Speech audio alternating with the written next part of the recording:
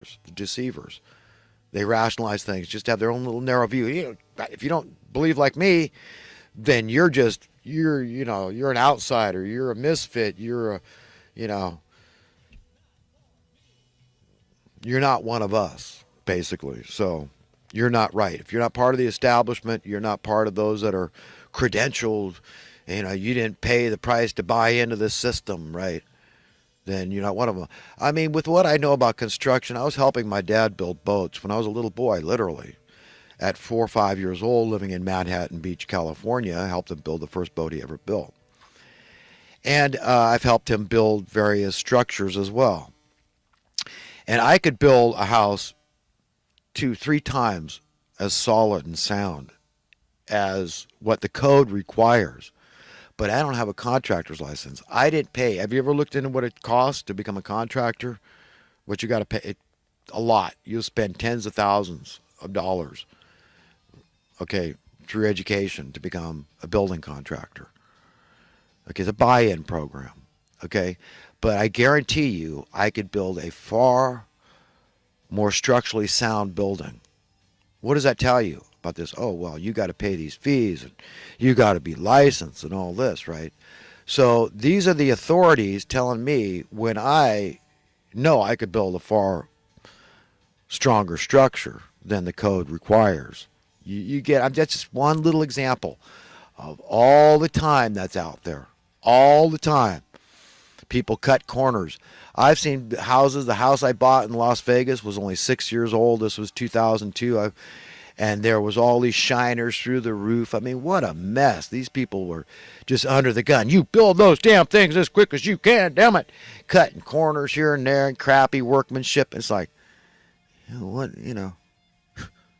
And right down the line, I mean, the way the electricians operate, if they're getting paid minimum wage or barely above, the contractor's getting enough. He can be middle class homeowner, but nobody else is.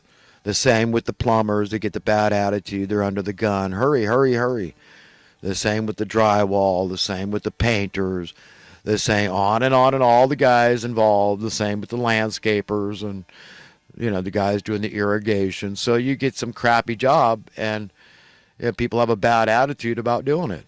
I mean, that's the world we live in. It doesn't have to be like that, but that's the way it is. It's sickening to me. The direction this country's gone my whole life. I got to talk about it.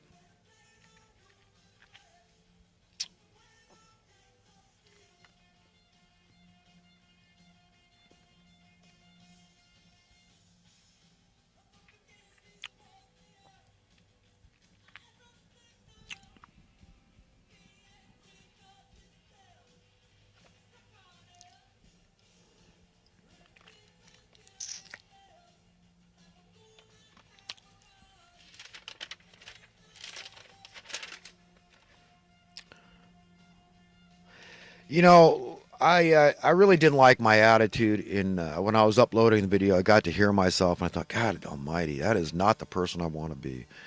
I don't want to be intimidating at all, ever, ever.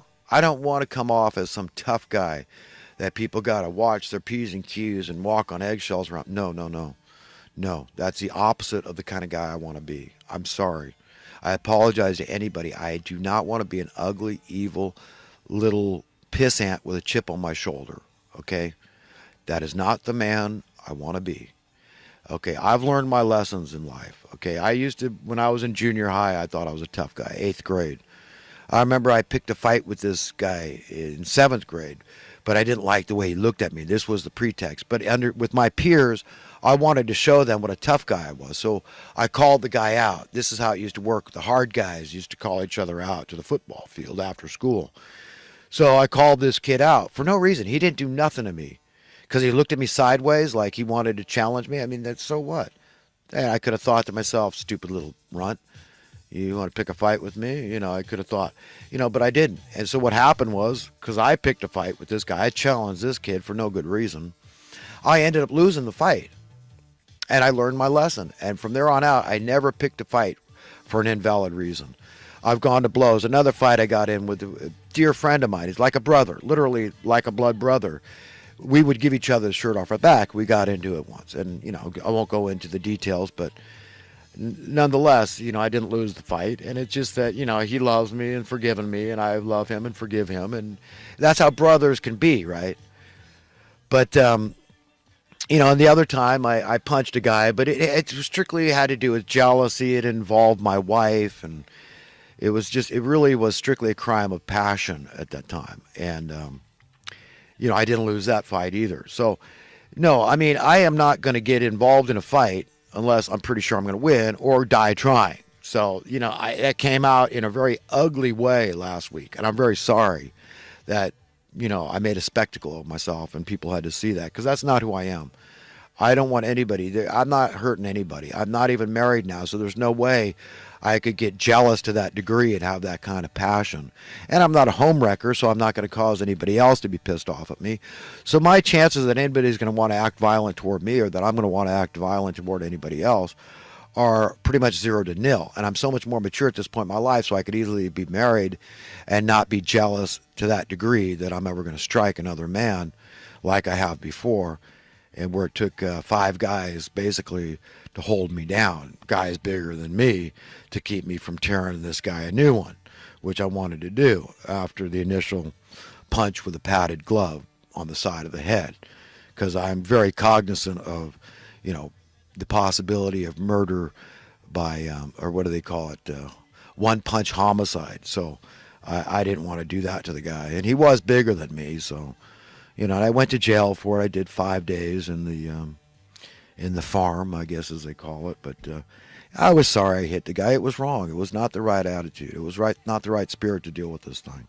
But then again, I just saw an episode of Big Bang Theory, and now who's this guy, Kuthar Pali? The Indian guy. He's cucking. He's the cucker in this thing. He ended up sleeping with this married woman. Didn't know she was married till later, but decided to stay with her. And the ex came and he was all, "Oh, you're with my wife." He was afraid of him at first. He was intimidated, but then he just accepted it. Now they're going to be best friends. I guess it's a whole new element to the show now that Kuthar Pauli's involved, with this guy. So he's been cucked. So now it's okay. They're telling us, right, that it's okay that your wife has a guy on the side if that makes her happy, right? So now they're turning the table on men who had that attitude about a mistress. See, they're cucking us right in front of everybody's face and trying to make it funny and cutesy. So I'm just saying. It's messed up, man. They're trying to get us divided at each other's throats, hating each other so we don't hook up. It's a part of curbing population. Believe it or not, they are that diabolical. A lot of people say they cannot be that diabolical. They are, and exponentially more, seismically more. Oh, on immigration, you know what? I say shut it all down. All of it. Nobody comes into America until we fix our own damn problems. Yeah. Let's get crazy. I'll play hardball. Nobody. In fact, no state to state immigration until each state fixes its own damn problems. And I'm talking about desperate poverty, folks. The thing that drives the crime. Okay? Yeah, that's right. Let's get crazy, man. Let's play hardball, man. Oh, you bunch of wussies out there. You don't want to play with me. You don't want to take away Section 8 housing. HUD, $50 billion a year. You don't want to do that. Remember, those homeless people, they're taxpayers too. Once it goes in the kitty, that's their $50 billion a year. How are you spending it? Put it in a rich dad's pocket, Robert Kiyosaki and his ilk? That's exactly what you're doing. Pouring it into a black hole and making the hole bigger. Good luck with explaining that to your maker. Not me, I don't have to. Because I totally disagree with it. I met a homeless woman here recently. And talked to her for a long time. Nice looking woman, petite, cute. I thought she was in her 30s, but said she was 52. But she wanted to, basically she wanted to come home with me. And boy, I can't tell you how tempted I was. But I've got kind of a, less than a studio, the equivalent where I am, and but very comfortable. Like it's like a little miniature luxury condo where I am, and But it's not good for two people, and I could see a lot of problems with bringing a woman home. You know, yeah, offer a shower, sure, I could understand that. Who can't? But I'm glad I chose what I chose. I pointed her to this local soup kitchen, the Jesus Center, where they have a lot of outreach and help and guidance for the down and out, and they'll give them meals and showers and for the